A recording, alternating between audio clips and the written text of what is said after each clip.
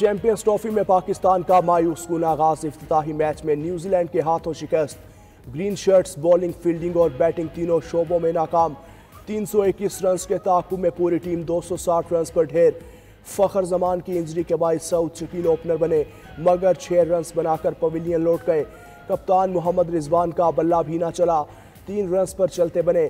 फखर जमान 24, सलमान आगा 42, Tayyab Tahir 1 run बनाकर out.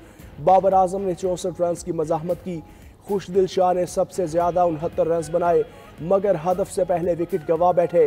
Kiwi team ने पहले बैटिंग करते हुए 320 रन का बड़ा मजमुआ स्कोर बोर्ड पर सजाया। 3 विकेटें गिरने के बाद विल यंग और टॉम लेथम की जिम्मेदाराना बैटिंग, दोनों ने सेंचुरी स्कोर की। लेथम को एक जान चांस भी मिला।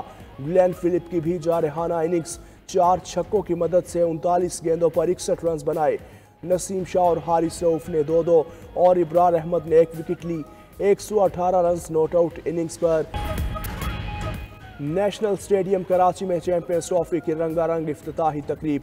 शानदार फ्लाई पास्ट पाक फजाया की शेरदिल टीम ने फजा में सब सिलाली परचम के रंग बिखेरते हुए कौम को सलाम पेश किया। JF-17, F-16 और शेरदिल शाहीनों ने पूरी कौम का लहू गरमा दिया। सदर ममलकत आसिफ अली जरदारी ने आसिफा भुट्टो के साथ चैंपियंस ट्रॉफी का इफ्तिताह किया। चेयरमैन PCB मोहसिन नकवी ने सदर ममलकत का इस्तकबाल किया। शायकीन की बड़ी तादाद नेशनल स्टेडियम पहुंची और इफ्तिताही तकरीब को एंजॉय किया।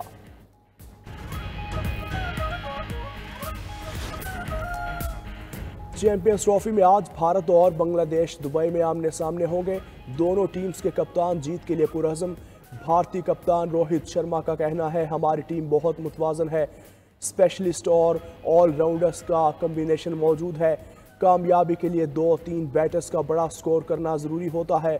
बांग्लादेशी कप्तान नजमुल हसन ने कहा, फेवरेट्स के लिए एक दिन बुरा भी हो सकता है। इंडिया के खिलाफ मैच में नए जज्बे के साथ मैदान में उतरेंगे। मैच के तमाम टिकट्स फरोख्त। ICC ने चैंपियंस ट्रॉफी के दुबई मैचेस के लिए स्पेशल टिकट्स भी मुतारिफ करवा दिए। पैकेज से भारत के 3 मैचेस और 1 सेमीफाइनल देखने का मौका मिलेगा। VIP स्वीट के 4 टिकट्स खरीदने के लिए 2 लाख दरहम खर्च करना होंगे। चैंपियंस ट्रॉफी मार्के का रंग 92 न्यूज़ की खुसूसी नशरियात, जीत का जुनून के संग। क्रिकेट लेजेंड्स 92 न्यूज़ की स्क्रीन का हिस्सा। खुसूसी ट्रांसमिशन में गुफ्तगू करते हुए साबिक कप्तान सरफराज खान बोले, मेगा इवेंट का इनेकाद दुनिया में पाकिस्तान का मुस्बत चेहरा उजागर करेगा। साबिक चेयरमैन PCB खालिद महमूद के कौमी टीम को बगैर दबाव खेलने के मशवरे। पिछली शिकस्त भूलकर भारत के खिलाफ मैच जीतने के लिए सरथड़ की बाजी लगाना होगी।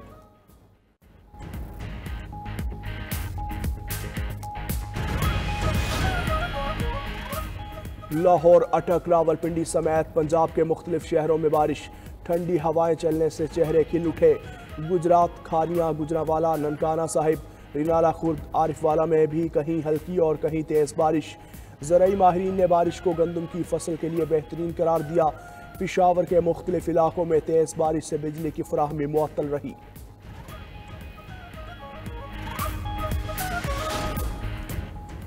वज़ीर आज़म शहबाज शरीफ की चीफ जस्टिस याहिया आफरीदी से मुलाकात। मुल्क की सियासी सूरत हाल और मुआशी सिक्योरिटी चैलेंजेस पर तबादला ख्याल। मुख्तलिफ अदालतों में ज़ेर इल्तिवा टैक्स केसेस के मेरिट पर जल्द फैसलों की दरख्वास्त। शहबाज शरीफ ने इंसाफ की बर वक्त फराहमी के लिए तमाम स्टेक होल्डर से मुशावरत को सराहा। लापता अफराद के मसले पर इक़दामात में तेज़ी लाने की यकीन दहानी। चीफ जस्टिस याहिया आफरीदी ने निज़ाम इंसाफ में बेहतरी के लिए वज़ीर आज़म से तजावीज़ मांग ली। सुप्रीम कोर्ट एलामिया के मुताबिक चीफ जस्टिस की दावत पर वज़ीर आज़म ने मुलाकात की। चीफ जस्टिस अदालती पॉलिसी साजी पर अपोजिशन को भी एतमाद में लेंगे। मुलाकात में वज़ीर कानून, अटॉर्नी जनरल और secretary law and justice commission Tanzila Sabahat भी शरीक हुई। मुल्क अपने पांव पर खड़ा हो रहा है। अब लॉन्ग मार्च, धरनों या पुरतशद्दुद एहतजाज की इजाज़त नहीं दी जा सकती। सदर नून लीग नवाज शरीफ की मुखालफीन पर तनकीद। कहा, एक गिरोह संजीदा मुज़ाकरात और सियासी अफ़वाह व तहफ़ीम की सलाहियत नहीं रखता। अब किसी को मसनूई सियासी बहरान पैदा करने की कोशिशें कामयाब नहीं होने देंगे। नवाज शरीफ से सेनेटर इरफान सिद्दीकी की मुलाकात। सेनेट में पार्लिमानी पार्टी की कारकर्दगी पर ब्रीफिंग दी गई। कि कौन है जिसने पाकिस्तान में पहली मर्तबा फितना फसाद की सियासत का आगाज किया। मुझे कुछ कहने की जरूरत नहीं है। और पहली मर्तबा जो एक इंतहा पसंदी, बदतमीजी, बदतहजीबी का कल्चर किसने इजाद किया? मुल्क पे हमला करने का जो धब्बा है ना, वो भी किस पे लगा? अपने ही मुल्क पे हमला आवर हो जाना, ये भी एक बदनुमा दाग जो है ना, इन्हीं के माथे पे लगा है। बानी पीटीआई ने मुल्क में फसाद बर्पा किया, इंतहा पसंदी और बदतहजीबी को फरोग दिया। वज़ीर आला पंजाब मरियम नवाज कहती हैं कि जिद्दत और तरक्की सिर्फ नून लीग के दौर में हुई, बाकी दौर में दंगा फसाद हुआ।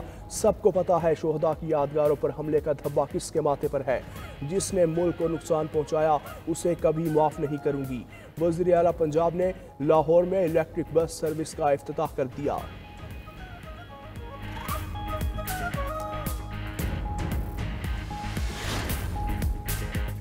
सोशल मीडिया पर वज़ीर आला पंजाब और इदारों के खिलाफ प्रोपोगेंडा पर 3 मुकदमात दर्ज। मुलजिमान के खिलाफ पीका एक्ट के तहत लाहौर के 3 थानों में मुकदमात दर्ज किए गए। FIR के मुताबिक मुलजिमान ने AI की मदद से वज़ीर आला पंजाब की जाली वीडियोस बनाई। सोशल मीडिया पर मुल्क दुश्मन अनासर के एजेंडे को प्रमोट करने के लिए वीडियोस बनाई गई। मखसूस जमात ने जाली वीडियोस बनाकर इंतशार फैलाने की साजिश की।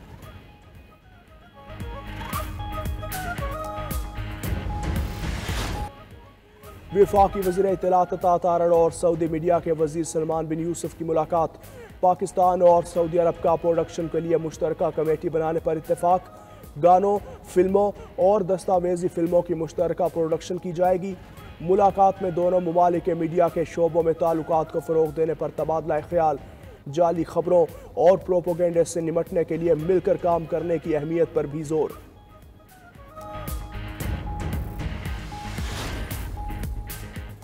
हमास 4 इस्राएली कैदियों की लाशें इसराइल के हवाले करेगी। हमास ने मुस्तकिल जंगबंदी के बदले तमाम इस्राएली कैदियों को एक साथ रिहा करने पर रजामंदी जाहिर कर दी। बयान में कहा, इसराइल गजा में मुस्तकिल जंगबंदी करे और फौज गजा से निकाले तो तमाम कैदियों को एक साथ वापस करने को तैयार है।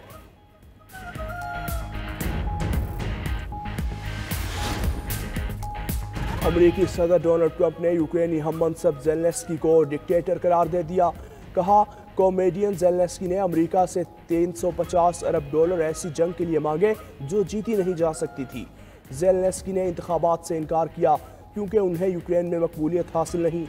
दूसरी जानिब बरतानवी वज़ीर आज़म ने यूक्रेनी सदर को जमहूरी तौर पर मुंतखब रहनुमा करार दिया। सर के स्टोमर और व्लादिमीर ज़ेलेंस्की में टेलीफोनिक राबता।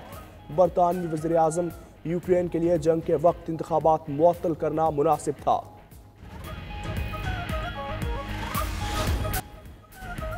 कैथोलिक ईसाइयों के मजहबी पेशवा पोप फ्रांसिस डबल नमूनिया का शिकार। पोप फ्रांसिस सांस के इन्फेक्शन के बायस 6 दिन से जेर इलाज। तर्जुमान वेटिकन के मुताबिक 88 साला पोप फ्रांसिस की हालत में मामूली बेहतरी है। इटली के वज़ीर आज़म जॉर्जिया मेलोनी ने भी अस्पताल में पोप फ्रांसिस की इयादत की।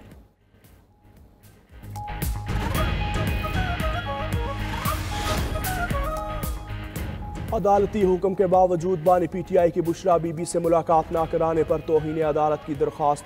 इस्लामाबाद हाई कोर्ट ने 27 फरवरी को सुपरिटेंडेंट अडयाला जेल को ज़ाती हैसियत में तलब कर लिया। कायम मकाम चीफ जस्टिस सरफराज डोगर ने स्टेट काउंसिल से पूछा, अदालती हुक्म पर अमल क्यों नहीं हुआ? लॉ ऑफिसर ऑर्डर पर अमल दरामद यकीनी बनवाएं। कराची ट्रैफिक हादसात में हुकूमत को जिम्मेदार नहीं ठहराया जा सकता। हादसात का सियासी मकासद के लिए इस्तेमाल काबिल मजम्मत है। वज़ीर आला सिंध मुराद अली शाह ने कहा, सेहवन का रोड NHA ने बनाना था जो अभी तक मुकम्मल नहीं हुआ। वफाकी हुकूमत से अपील है सिंध के रोड बनाए। उधर सीनियर सूबाई वजीर शर्जील मेमन ने कहा कि सिंध हुकूमत ने इलेक्ट्रिक बसेस किसी भी दूसरे सूबे से पहले मुतारिफ करवाई। जानकर खुशी हुई कि पंजाब भी इलेक्ट्रिक बसेस चलाने जा रहा है। कराची की इलेक्ट्रिक बसेस सस्ती और पायदार सफरी सहूलत का मयार बन चुकी। पाक फौज और SIFC मुल्क की मईशत के इस्तेहकाम में अहम किरदार अदा कर रहे हैं। गवर्नर सिंध कामरान टिसोरी का बरतानिया के शहर ब्रैडफोर्ड में खिताब। कहा, पाकिस्तान अपने पैरों पर खड़ा हो रहा है तो क्या किसी को इस पर एतराज़ नहीं होना चाहिए। दुनिया में पाकिस्तान का मुस्बत चेहरा उजागर करना ओवरसीज पाकिस्तानियों की जिम्मेदारी है।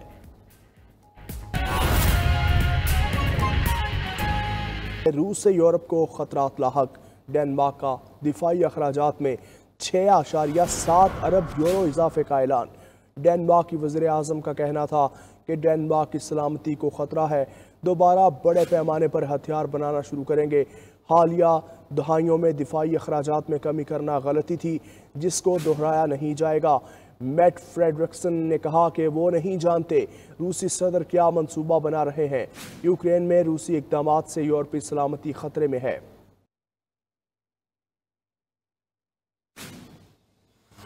एक और अहम खबर यह है कि अफ्रीकी मुल्क कोंगो में बागियों की तीसरी अहम शहर की जानिब पेशकदमी। मीडिया रिपोर्ट्स के मुताबिक रवांडा के हिमायत याफ्ता बागी मादनियात से मालामाल शहर गोमा और बोकावो पर पहले ही कब्जा कर चुके। अब उनका इरादा अहम स्ट्रेटेजिक शहर योवेरा पर कब्जा करने का है। गुज़श्ता माह से अब तक कोंगो में 3000 से ज़ायद अफराद कत्ल हो चुके। उधर पड़ोसी मुल्क युगांडा ने भी कोंगो की मदद के लिए अपनी फ़ौज शहर बोनिया भेज दी है। युगांडा का कहना है कि फ़ौज भेजने का मकसद मुसल्लह गिरोहों के तशद्दुद का मुकाबला करना है।